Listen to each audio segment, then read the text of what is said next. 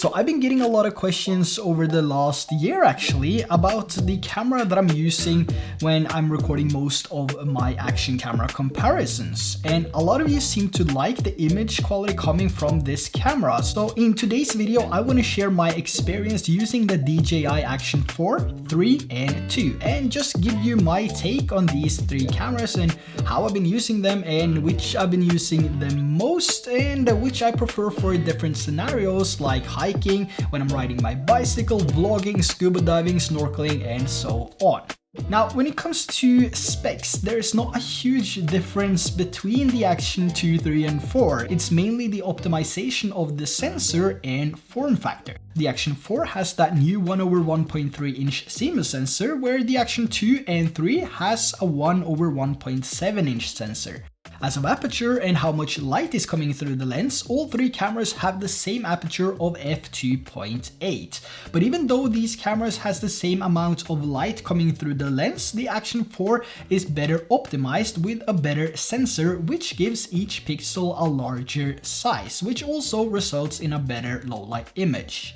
Now, field of view, all three has that ultra wide 155-degree field of view, which looks super awesome and a little bit weird when you take it down under water. So I recommend doing just normal wide or de-warp when you go for a snorkel. Now, the Action 2, however, has that modular design with a lens module as well as a dual screen module and a power module. This makes the Action 2 a little bit more user-friendly in terms of placement and where you can mount this camera. Now, as a resolution and features, all three cameras can shoot 4K at 120 FPS and 4K at 60 FPS in 4:3. As of slow motion, there's no difference either. All cameras have that same option of 4 times slow motion in 4K as well as 2.7K and 8 times slow motion in 1080p. Now, all cameras are also stated to record for 160 minutes in 1080p 30 FPS. However, the Action 2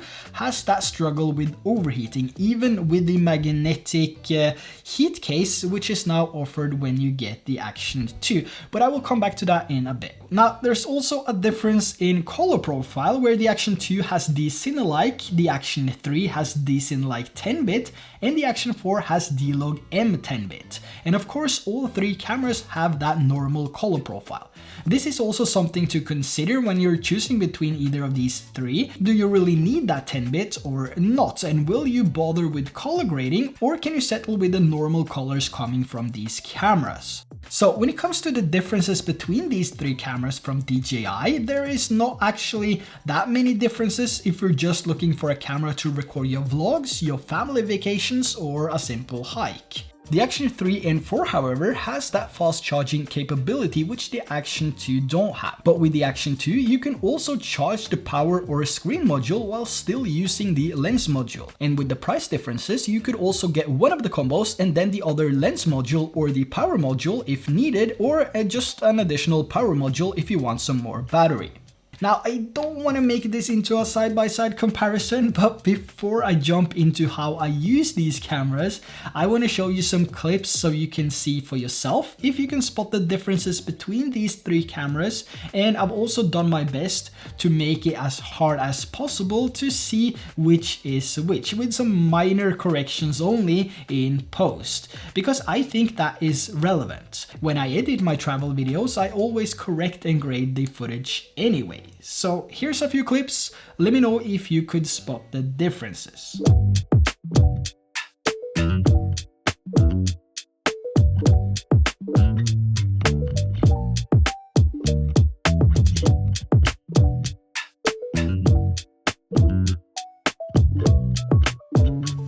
So could you spot the differences between these three cameras? If not, here's the same clips without any adjustments. The first one is the Action 3, the second one was the Action 4, and the last one was the Action 2. Now, talking about differences, using good music and sound effects is the difference between a good and an average video. And thanks to Epidemic Sound, there's no limits to how many or where you can use the tracks. Whether YouTube, TikTok, Instagram or Facebook is your main platform, even your own website, Epidemic Sound got you covered. And you can actually log into your account and add the channel name of your social medias. And if you change this later, and let's say you are creating a new channel, you can go back in and change this if you want to monetize a different channel. And let's say if you're doing some client work and you need the tracks to be safe listed or whitelisted, you can do that as well by uploading the video to the safe list on Epidemic Sound. Now, when it comes to music and sound effects, you'll find more than 40,000 music tracks and over 90,000 sound effects. And by going over to Discover, you'll see featured playlists with the trending songs and even a playlist for viral reels.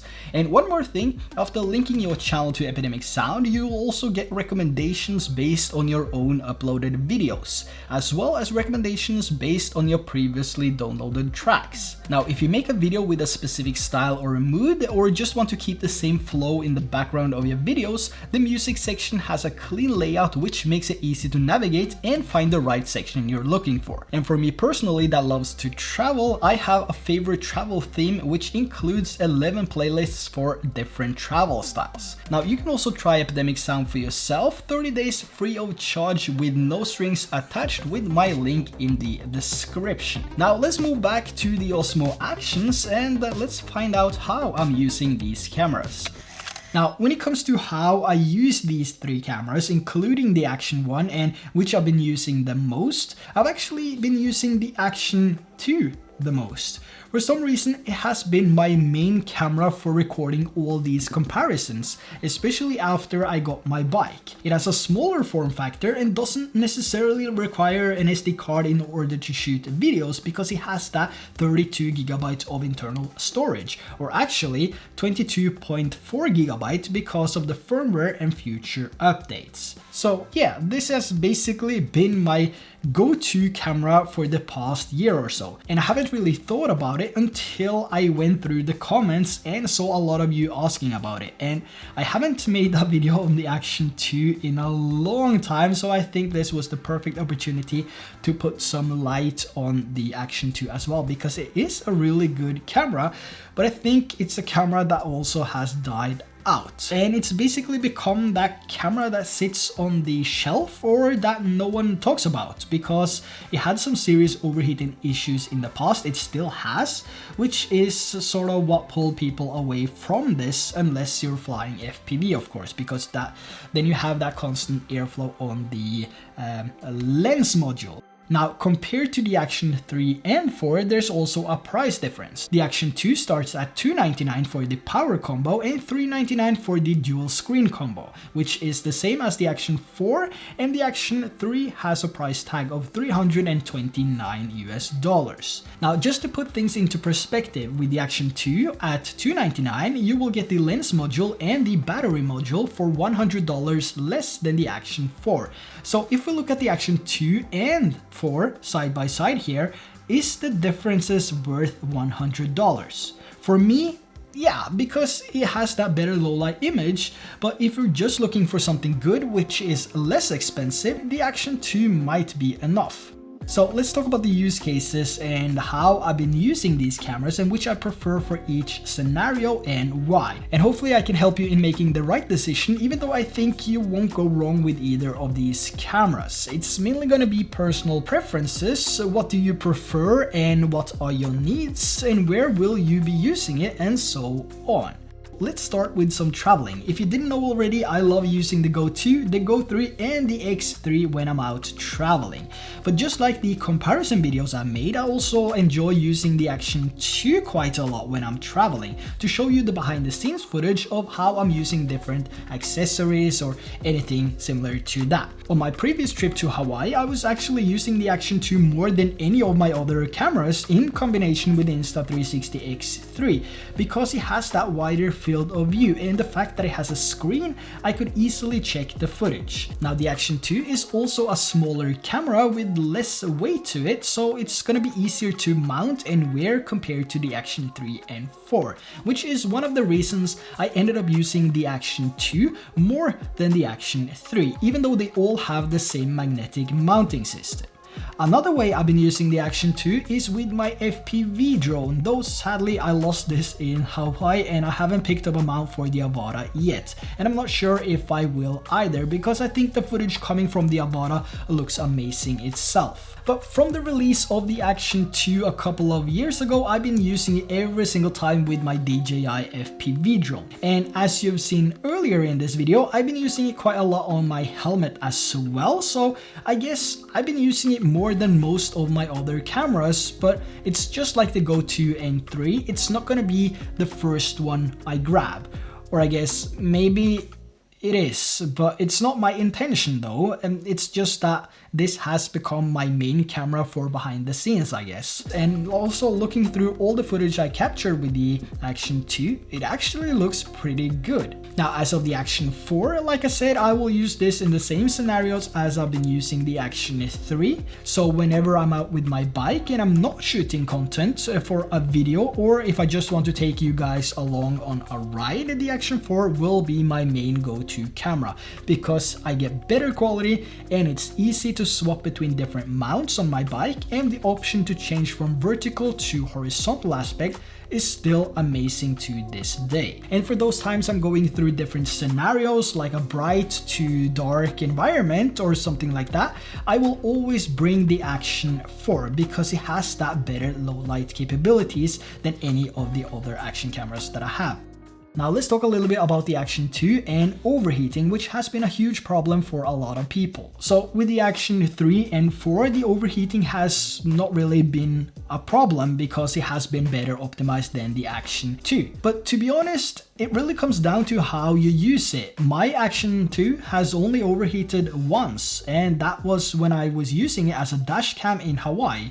But like most other cameras, as long as you have some airflow cooling the camera, it will most likely not overheat. So doing activities like snorkeling, paddleboarding, hiking, vlogging on your motorcycle or whatever, the Action 2 has no issues. Like I said, this has overheated on me once when I was actually pushing it through its limits, and that was when I used it as a dash cam in Hawaii in the soaring heat, and it just died after like 1 minute 30 seconds or something. Now there is one thing though I wish DJI could actually add to the Action 2 because they are still selling it, and that is the noise and sharpness feature, which will make the footage coming from this look much better. I still think it's a bit too sharp, just like the Action 3, and I prefer to add my own sharpening in post rather than being sort of limited by a company. Now, whether or not the Action 4 is worth the hype and the $100 extra compared to the Action 2 power combo is individual, but I am also curious to know your opinion about this, so let me know your thoughts on these two and these three cameras down in the comments below. Now, even though I haven't really thought of it, I obviously think that the Action 2 is a fantastic camera. You know, otherwise I wouldn't be using it this much. I used it for every single trip we've been on, and I'm not using it daily because I have other devices I prefer, like the Insta360 X3 and the Insta360 1-inch model, but you know, for doing that behind the scenes, or when you are flying your FPV, or if you just want something which is really good but is not gonna drain your pocket, then the Action 2 might be the perfect camera, even though it's a little bit old now compared to the Action 3 and 4 and other cameras on the market. It's still versatile, and I still prefer to use it for those behind the scenes shots, and I think it's a fantastic camera. You know, otherwise I wouldn't be using it every single trip and so on. So yeah. So there you have my sort of comparison review of these three cameras, the Action 2, Action 3, and the Action 4. If you already have the Action 3 though, maybe consider your needs before deciding on whether or not that you should upgrade to the Action 4, and if that is worth or a worthy replacement of your Action 3. Do you need that 10-bit D-Log M over that 10-bit D-Syn like which the Action 3 has? And will you actually be shooting a lot of low light footage? If the answer is no and no, well then you might as well stick with the Action 3, because if you don't see the improvements relevant to your needs, yeah, then you know the Action 3 is more than good enough. It's more than what you need, and it's exactly what you need. But if you see the footage being a little bit better and you wish that you have this, well then maybe sell your Action 3 before you get the Action 4. But I've seen a lot of people saying that the Action 3 still looks better than the Action 4 because it's a little bit more contrasty than the Action 4. But this is also adjustable in post by taking the midtones down and so on, so you can achieve the same look with both of these cameras. Now, another factor to consider as well is also the compression going on YouTube when you upload your video. And this is going to be personal to your eye, whether or not you see a huge difference between these, because it's going to be different for every person. I personally like the Action 4 more than the Action 3, and I kind of like the Action 2 a little bit more than the Action 3 as well, but that's my personal opinion. But like I said, YouTube has that compression, so it's going to compress the footage anyway, so you might see similar footage to what you're getting from the Action 2, 3, and 4. But regardless of which camera you have or decide to get, the Action 2 is still rocking it as a versatile little magnetic camera. So that wraps it up. If you enjoyed this video, make sure to drop a like down below, and if you are new to this channel, make sure to hit that subscribe button so you don't miss out on the next video. And I will see you guys in the next one.